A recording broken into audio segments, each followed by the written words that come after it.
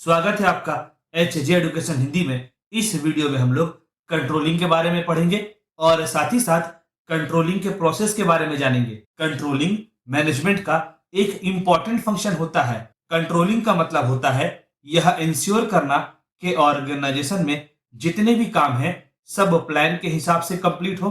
दूसरे शब्दों में कंट्रोलिंग वह मैनेजरियल फंक्शन है जिसमें पहले से तय किए गए स्टैंडर्ड से इंप्लॉय के परफॉर्मेंस को कंपेयर किया जाता है और यह देखा जाता है कि काम किस हद तक स्टैंडर्ड के हिसाब से परफॉर्म किया गया है और काम कितना सक्सेसफुली परफॉर्म किया गया है। कंपैरिजन के समय अगर यह पता चलता है कि काम स्टैंडर्ड के हिसाब से परफॉर्म नहीं किया गया है तो फिर उन कारणों का पता लगाया जाता है जिसकी वजह से काम स्टैंडर्ड के हिसाब से परफॉर्म नहीं किया गया और फिर सुधार करने का प्रयास किया जाता है। अच्छे से अच्छे प्लान का पूरा लाभ तभी मिल सकता है जब ऑर्गेनाइजेशन में कंट्रोलिंग का फंक्शन को सही से परफॉर्म किया गया है।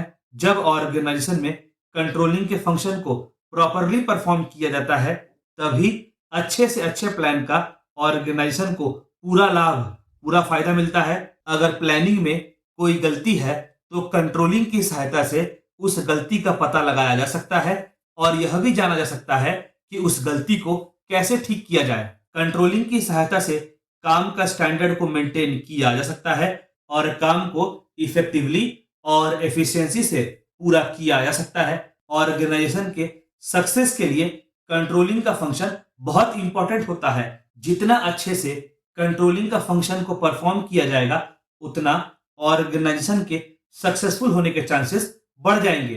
प्रत्येक ऑर्गेनाइजेशन इस प्रयास में रहता है कि वह अपने गोल्स को अचीव कर सके, तो ऑर्गेनाइजेशन के लिए यह जरूरी हो जाता है कि वह ऐसे एक्टिविटीज को परफॉर्म करे जो ऑर्गेनाइजेशन के गोल्स को अचीव करने में हेल्प करे। कंट्रोलिंग की सहायता से ऑर्गेनाइजेशन के पास यह अपॉर्चुनिटी होता है, यह अवसर होता है कि वह अपने एक्चुअल काम को स्टैंडर्ड काम से कंपेयर कर सकता है और यह देख सकता है कि काम स्टैंडर्ड के हिसाब से सही से परफॉर्म हुआ है कि नहीं।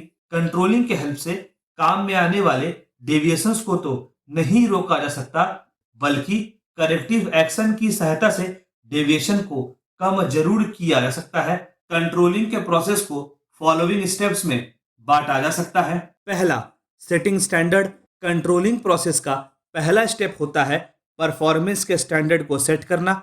स्टैंडर्ड उन प्लान्स या टारगेट्स को कहेंगे जिसे ऑर्गेनाइजेशन को काम करने के दौरान अचीव करना होता है। दूसरे शब्दों में स्टैंडर्ड उन मेजर्स को कहेंगे, उन मापदंड को कहेंगे जिससे एक्चुअल परफॉर्मेंस को कंपेयर किया जाता है। स्टैंडर्ड की सहायता से मैनेजर को यह समझ में आता है कि काम किस हद तक प्लान्स के हिसाब से चल रहा है, कि काम किस हद तक स्टैंडर्ड के हिसाब से परफॉर्म किया गया है। ऑर्गेनाइजेशन को चाहिए कि वह काम से जुड़ा स्टैंडर्ड को क्लियरली डिफाइन करे। ऑर्गेनाइजेशन स्टैंडर्ड को सेट करते समय इस बात का ध्यान रखे कि स्टैंडर्ड रियलिस्टिक होनी चाहिए, स्टैंडर्ड को अचीव करना पॉसिबल होना चाहिए। कहने का मतलब हुआ स्टैंडर्ड ऐसा सेट ना किया जाए जिसे अचीव करना इम्पॉसिबल हो। स्टैंडर्ड क्वांटिटेटिव भी हो सकता है जैसे unit produced, unit sold, revenue earned आदि, और स्टैंडर्ड क्वालिटेटिव भी हो सकता है जैसे इंप्लॉय का मोटिवेशन लेवल, इंप्लॉय का काम के प्रति एटीट्यूड आदि। अच्छा, स्टैंडर्ड को फ्लेक्सिबल होना चाहिए ताकि समय और सिचुएशन के हिसाब से स्टैंडर्ड में बदलाव किया जा सके। अगला स्टेप है मेजरिंग द एक्चुअल परफॉर्मेंस। एक बार जब काम से जुड़ा स्टैंडर्ड सेट हो जाता है तो फिर बारी आती है अगले स्टेप की जिसमें एक्चुअल परफॉर्मेंस को मेजर किया जाता है। कुछ ऑर्गेनाइजेशन में काम पूरा हो जाने के बाद परफॉर्मेंस को मेजर किया जाता है, वहीं दूसरी ओर कुछ ऑर्गेनाइजेशन में काम करने के दौरान ही परफॉर्मेंस को मेजर किया जाता है। परफॉर्मेंस को मेजर करने के लिए ऑर्गेनाइजेशन अलग अलग मेथड्स का प्रयोग करती है। ऑर्गेनाइजेशन चाहे तो परफॉर्मेंस को इंडिविजुअली मेजर कर सकती है, रिपोर्ट देखकर परफॉर्मेंस का आइडिया लगा सकती है, सैंपल निकालकर परफॉर्मेंस को इवैल्यूएट कर सकती है आदि। परफॉर्मेंस को भी उसी यूनिट में मेजर करना चाहिए जिस यूनिट में स्टैंडर्ड सेट किया गया है।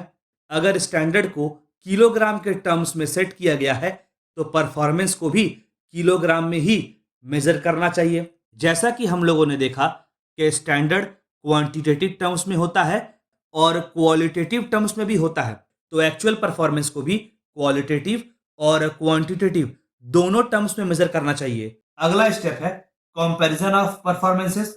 इस स्टेप में स्टैंडर्ड के साथ एक्चुअल परफॉर्मेंस को कंपेयर किया जाता है। कंपैरिजन करते समय यह देखा जाता है कि एक्चुअल परफॉर्मेंस स्टैंडर्ड के हिसाब से परफॉर्म किया गया है कि नहीं। अगर किसी प्रोडक्ट का प्रोडक्शन का स्टैंडर्ड 50 यूनिट का है तो एक्चुअल में 50 यूनिट प्रोड्यूस हुआ है कि नहीं, इस स्टेप में यह देखा जाता है। अगर एक्चुअल परफॉर्मेंस स्टैंडर्ड परफॉर्मेंस के हिसाब से कंप्लीट होता है तो यह अच्छा इंडिकेशन है और कंट्रोलिंग प्रोसेस यहां खत्म होता है। वहीं दूसरी ओर यदि एक्चुअल परफॉर्मेंस स्टैंडर्ड परफॉर्मेंस के हिसाब से कंप्लीट नहीं होता तो फिर प्रयास यह किया जाता है कि उन कारणों को ढूंढा जाए जिसकी वजह से एक्चुअल परफॉर्मेंस स्टैंडर्ड परफॉर्मेंस के हिसाब से कंप्लीट नहीं हुआ। अगला स्टेप है एनालाइजिंग द डेविएशंस।